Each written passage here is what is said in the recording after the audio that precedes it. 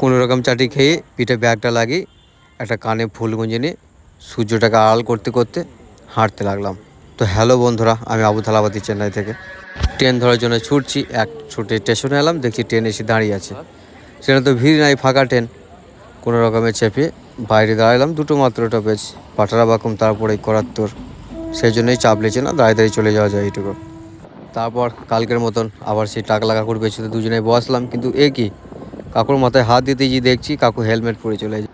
Helmet পরলে কী হবে, কাকু কিন্তু মানুষ হিসাবে ভালোই বটে।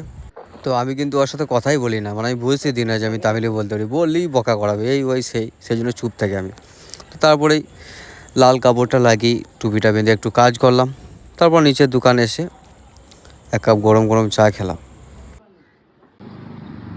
তারপরেই চা খেয়ে মাথাটা গরম হয়ে গেল, তাই মাথায় পানি দিয়ে মাথাটাকে একবার ঠান্ডা করলাম। আর আজকেও ভাতের সাথে দই নিয়ে এসেছি, খানিক পানি দিয়ে নুন দিয়ে পান্তা ভাতের মতো করলাম। আর তার সঙ্গে আছে হলুদ রঙের আলুর চিপস। আর বাড়িতে কদিন বসে বসে খেয়েছিলাম, তো ওই জন্য হঠাৎ করে এলাম, সেই জন্য রোদ একটু গায়ে লাগছে। নাহলে এমনিতে তোরা বুঝতে পারি না, কত তো রোদে কাজ করছি, 7-8 বছর হয়েই গেল আজকে। ঘরের ভিতরে একবারে হাওয়া নাই, বসে বসে ঘামছে। তাই আমি কাপড়টা মাথায় দিয়ে বেরিয়ে চলে এলাম রাস্তা দিয়ে। তো এখানে যাই হোক একটা গাছ রয়েছে, খানিক ছেঁয়া আছে মনে হচ্ছে, হালকা বাতাসও দিচ্ছে বেশ। তারপর এখানে বসে তোমাদের কমেন্টের খানিক রিপ্লাই দিলাম। আমি যেগুলো দেখতে পেয়েছি সবাইকে রিপ্লাই দিয়েছি আশা করছি। তারপর তো সময় হয়ে গেল, আবার চলে গেলাম কাজে।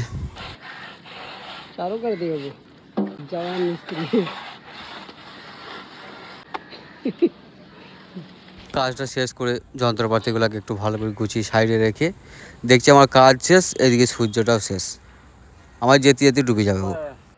ব্যাগটা পিঠে নিয়ে তাড়াতাড়ি বেরিয়ে এলাম স্টেশনে। ভিউটা কিন্তু ভালো আসছে আজকে, এখান থেকে একটু সময় থাকলে একটু ভিডিও বানানো হতো।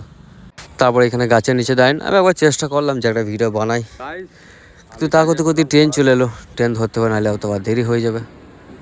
সোজা চলে এলাম আমবাতুরে, এলাম বাজারে।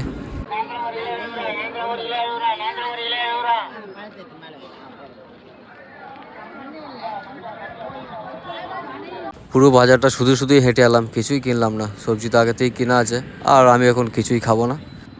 আমার কাছে আগে থেকেই শশা কিনে বেগে রাখা আছে, ওই একটা বার করলাম। তারপর খেতে খেতে সোজা রাস্তায় হাঁটতে হাঁটতে